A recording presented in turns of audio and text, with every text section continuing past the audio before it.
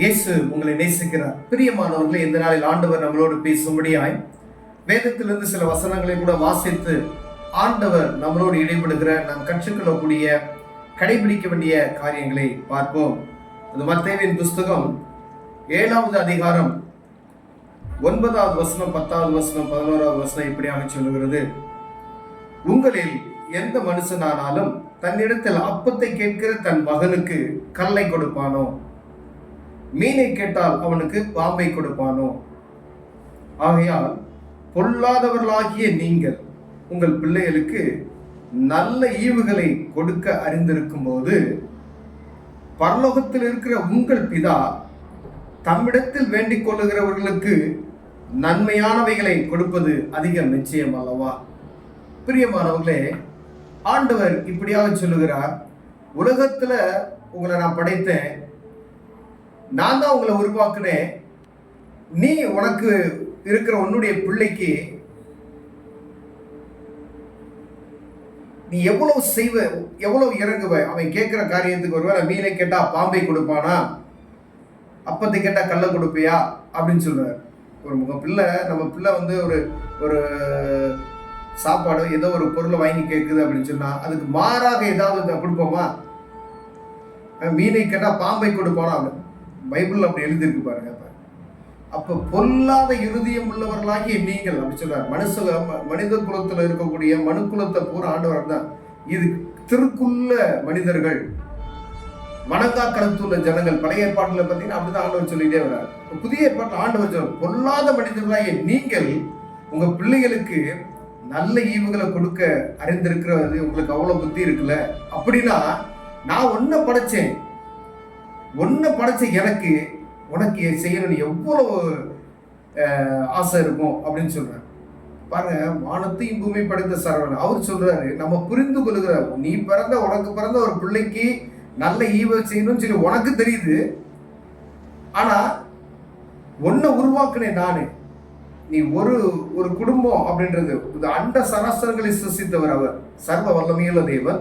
அவர் சொல்றாரு, உனக்கே இவ்வளவு நன்மையான காரியத்தை செய்ய இருக்கும்போது உன்னுடைய பாவத்தை மன்னித்து உனக்கா நான் ரத்தம் சிந்தினேன், உன்னை நான் வீட்டுக்கு கொண்டேன். அப்படி இருக்கும்போது நீ கேட்கிறவரை நான் கொடுக்க மாட்டேனோ அப்படின்ற. அநேக நேரங்கள்ல கிறிஸ்தவர்களாகி இருக்கிற நாம், கிறிஸ்தவர்கள், அதான் இயேசு கிறிஸ்துவை அறிந்து கொண்டவர்கள் கிறிஸ்தவர்கள். அப்படிப்பட்ட ஜனங்கள் இயேசு சாமிகிட்ட போய் கேட்கறதுக்கு நம்மளால முடியல.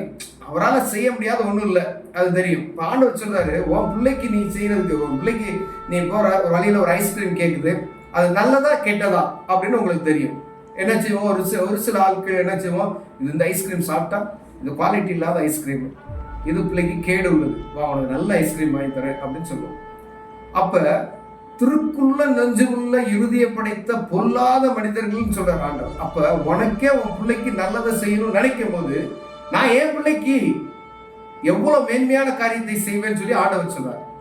அப்ப நீங்க கேட்கிற ஒரு காரியம் ஏதோ தடைப்பட்டுக்கிட்டே போகுதுன்னு வச்சுக்கோங்களேன். நம்ம ஜெபம் பண்ணுவோம், ஆண்டவரே ஜெபம் பண்ணுவோம், அது கிடைக்கல.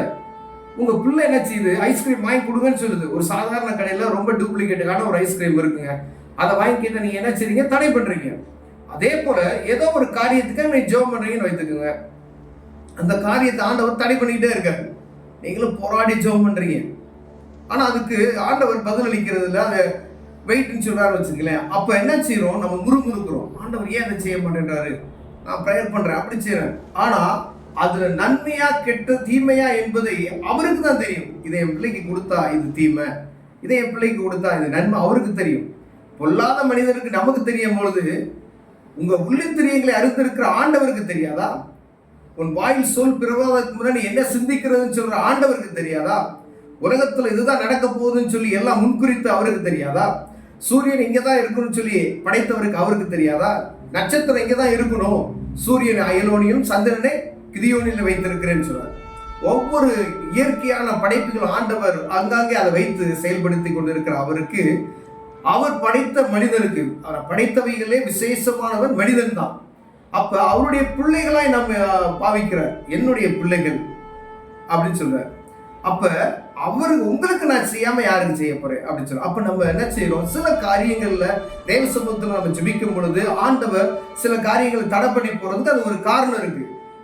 நம்ம எப்படி பிள்ளைகளுக்கு சொல்றோமோ, இப்போ ஒரு ஃபோன் கேட்குற ஒரு பிள்ளைக்கு நீங்க ஃபோன் வாங்கி கொடுப்பீங்க. அதே ஒரு சின்ன பிள்ளைக்கு போய் ஐஃபோன் கேட்டால் வாங்கி கொடுப்பீங்களா? வாங்கி கொடுக்க மாட்டீங்க. எதை உன்னால செய்ய முடியுமோ அந்த காரியத்தை செய்வார். இந்த பிசினஸை செய்ய முடியும்னா இந்த பிசினஸ்க்கான காரியத்தை வாய்க்கப்படி தருவார்.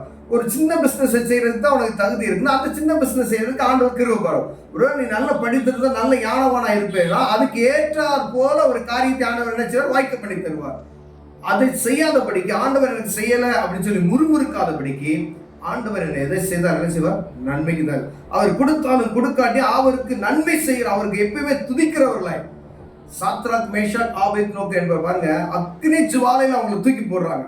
அவங்க ஒரு காரியம் அவங்க சொல்றாங்க, எங்கள் தேவன் எங்களை தப்புவித்தாலும் தப்புவிக்காமல் போனாலும் அவரையே நாங்கள் ஆராதிப்போம், அவரை தவிர வேற தெய்வம் இல்லைன்னு சொல்றாங்க. அவங்க அப்படி சொன்னதுக்கு ஆண்டவர் பாருங்க 7 மடங்கான அக்னி ஜுவாலைகள் அங்க கொளுத்தப்படுகிறது. தூக்கி போட்டவன செத்து போயிட்டான். அந்த ராஜா கட்டளையின் பேரில் அக்னியில தூக்கி போறான். ராஜா எந்திரிச்சு பாக்குறான், நம்ம தூக்கப்பட்டது 4 பேர் இல்ல, எத்தனை அங்க 5 பேர் சுத்துகிறார்களே அப்படின்னு சொல்லி. அப்ப இஸ்ரவேலின் தேவனே தேவன் என்று சொல்லி பறைசாற்றுகிற புறஜாதி ஜனமாகிய ஒரு ராஜா, ஆண்டவர் தான் சர்வ வல்லமையில தேவன் என்று சொல்லி ஒரு பயங்கரமான அறிக்கை எடுக்கிறதை நாம் பார்க்க முடியும். அப்படின்னா நம்ம நிமித்தம் ஆண்டவருடைய நாமம் மகிமைப்படணும். சில நேரங்கள்ல கஷ்டமான சூழ்நிலைகள், வருத்தமான சூழ்நிலையில நம்ம தேவ நாமத்தை மகிமைப்படுத்த கற்றுக்கொள்ளணும். அப்படிப்பட்ட சூழ்நிலை ஆண்டவர் அதை கனப்படுத்துவார். கண்களை மூடுவோம், ஜெபம் செய்வோம். அன்பின் தகப்பனே, ஆண்டவரே, பொல்லாத இருதயமான படைத்த எங்களுக்கு, எங்க பிள்ளைகளுக்கு நன்மையான காரியத்தை செய்யணும்னு நினைக்கிற எங்களுக்கு அதை அறிந்திருக்கிறோம் ஆண்டவரே. ஆனாலும் எங்களை படைத்த நீ எங்களை விசேஷமாய் படைத்திருக்கிறீங்க. நீங்க எவ்வளவு நன்மையான காரியத்தை எங்களுக்கு செய்வீங்கன்னு தெரியாம போச்சப்பா. அதை புரிந்து கொள்வதற்கு, உண்மை அறிந்து கொள்வதற்கு, உம்மோடு பேசுவதற்கு, உம்மோடு பழகுவதற்கு, உம்மோடு ஆண்டவரை உருவாடுவதற்கு எங்களை கற்றுக் கொடுங்க. இயேசுவின் நாமத்தில் பிதாவே, ஆமென்.